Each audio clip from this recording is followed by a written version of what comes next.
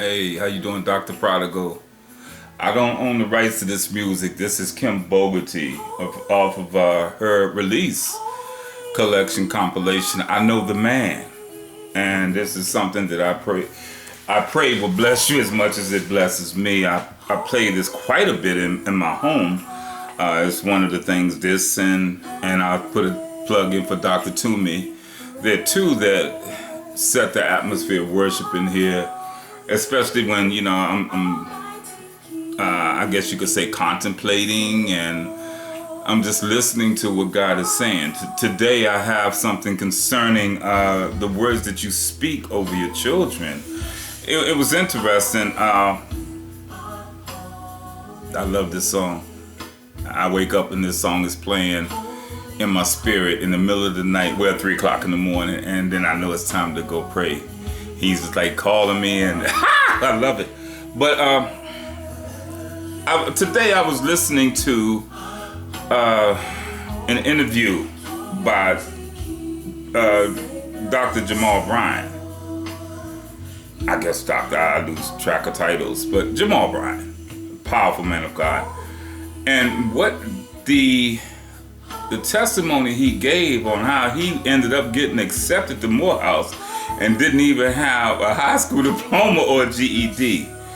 But his father never turned around and spoke down about it. He spoke to someone at the time who was Bishop Eddie Long, and he was saying how this is happening. He didn't have the money for it, and he couldn't, he was going to take him to Liberia with him.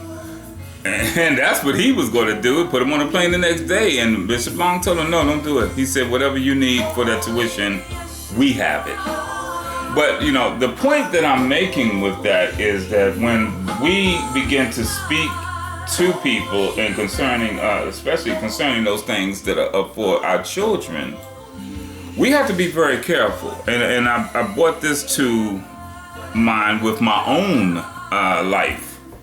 In my own life, and I don't think it was intentional. I just think it was, just the way that people were raised and what they felt. There wasn't a lot of encouragement for me growing up as a boy. And then, it may have been some other issues that were involved with it as well. So I was remembering that and contemplating, well, what really happened with that? I didn't get the encouragement that I needed, so I began to look for it other places, and that's what opens up the door to certain things. But no one told me anything. I do recall there was one gentleman, his name was Mr. Henderson. He asked me, I had a little interest in his daughter, and he said, what do you want to do in life? Well, this gentleman, he's very successful. And if I'm not mistaken, at the time, he was like the right-hand man to Andrew Young in the United Nations. He lived in Washington, but he worked in New York. Long story short, when he asked me that question, I said, he said, where do you want to go to college? Everybody in my neighborhood gave Howard University, University of Maryland, anything. I said, Cornell or Princeton. He looked, I didn't know what I was saying at the time, and I'm thinking, why did I just say that? He said, well, what do you want to be? And I said, I want to be a veterinarian, but I said a doctor. Again, I remember that. It was hot too. It was in the summertime. I'm like, why did I say that? I did want to be a veterinarian. I didn't want to be a medical doctor. I wanted to be a veterinarian. I loved animals. So he said, I know you're going to do it, and I have faith that you will. Well, that was the most encouragement I got from anyone in my family. Anyone. And he wasn't even in my family. So I always remember that. Long story short, dropped out of high school, went through some things, dropped out, getting shot at. I think I'm going to get paid for it. And I went into the military. But I never forgot that discussion with him. There have been many days that it goes under, it goes like in the back someplace, but then it pops back up. Remember that conversation you had speaking to, Mr. Henderson? Well, from that time, almost 40 years later, matter of fact, it was 40 years later, I walked across the stage and I was hooded as a doctor in theology. 40 years later, I remembered that day again. I did remember that day. So why am I saying this? I didn't get that at home. I didn't get a whole lot of anything at home. It was just, there was no support for whatever reason. But I never gave up on what I knew God was telling me to do. I just didn't understand it fully. And when your child says some things, you may not understand it, but don't shoot them down. Be like Mary. Ponder this thing to see what is true. You know, when Jesus told Mary, woman, didn't you know I had to be about my Father's business? You know, I got to be about my Father. I'm thinking, in our family, that would have caused some lips. But Mary never said anything. She just pondered it in her heart when he was saying things. And we need to take a lesson to that, to begin to observe our children, and not only observe them, to speak into their lives. What would have happened if someone had just spoken into my life during that time?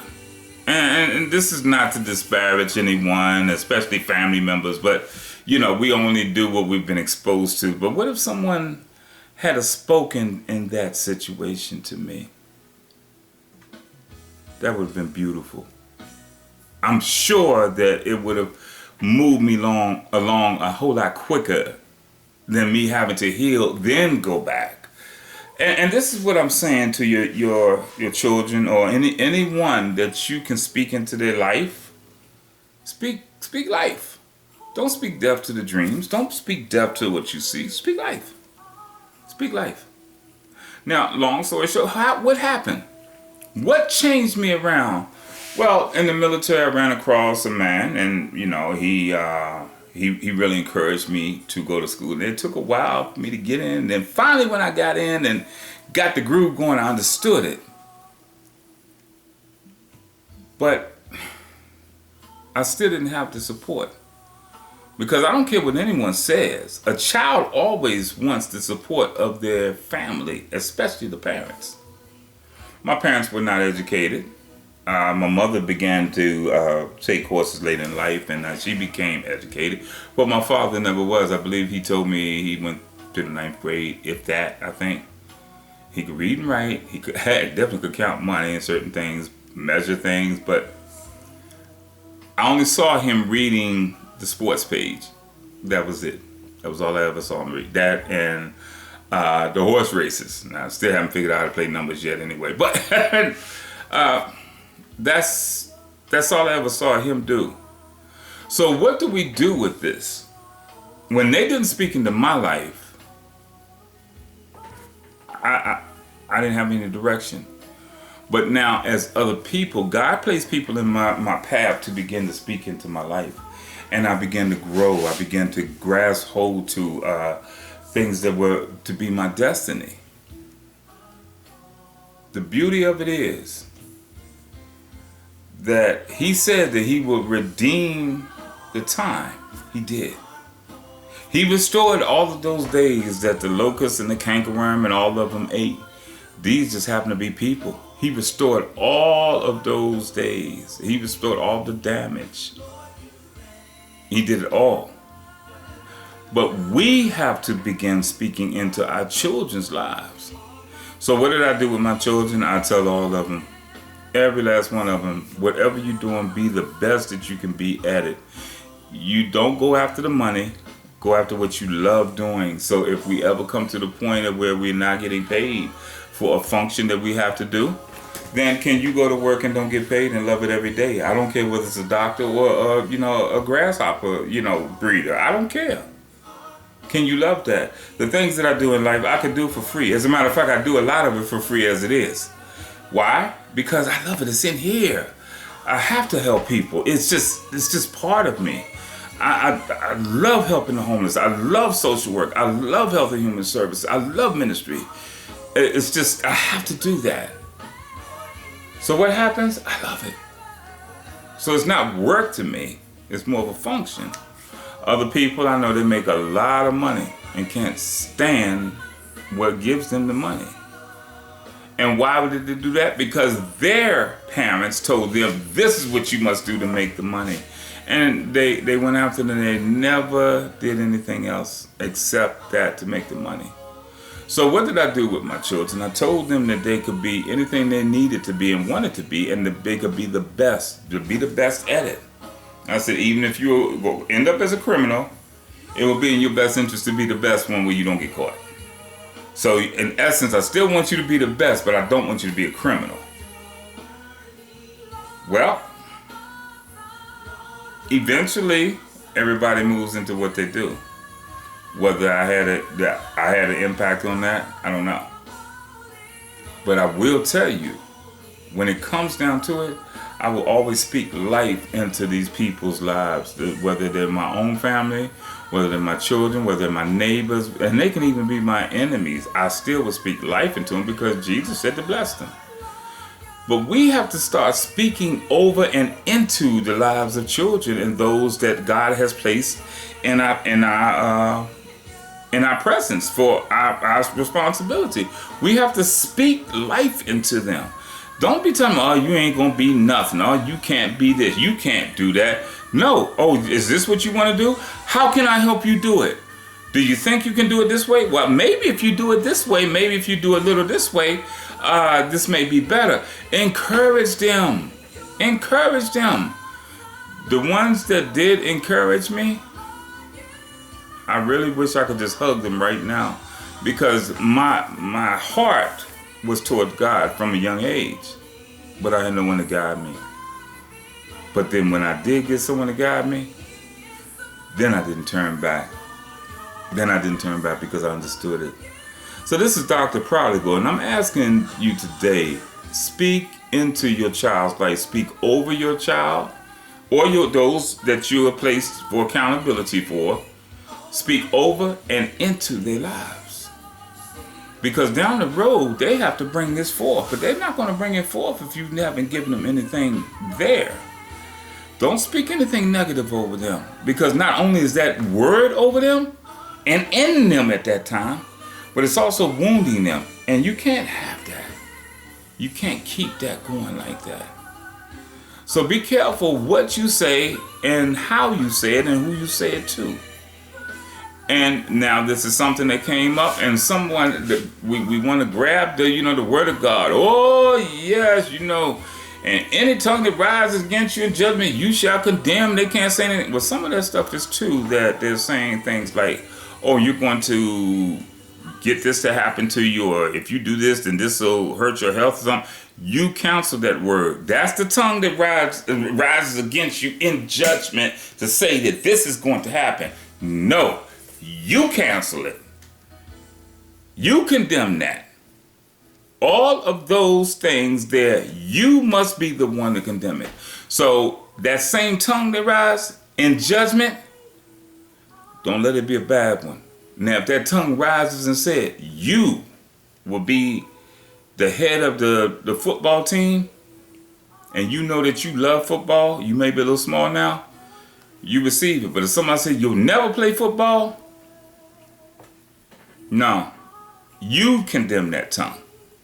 I can recall someone growing up, a guy told him he would never play the drums. He never really embraced it from him. I mean, they got rude. He was really rude with this guy. He said some stuff that he couldn't carry a beat in a dump truck. I said, okay. The guy never said anything. He just kept perfecting his craft. He kept perfecting. Before it was over with, he was playing with an internationally renowned band within the next 5 years and traveling worldwide. So again, when these tongues rise, condemn it. You speak into the lives of young people, because they are our tomorrow, which is really our today. Let's get it right. We got to birth them with our words. And I'll be coming soon with something else. The chapter 6 reset is something I have to do.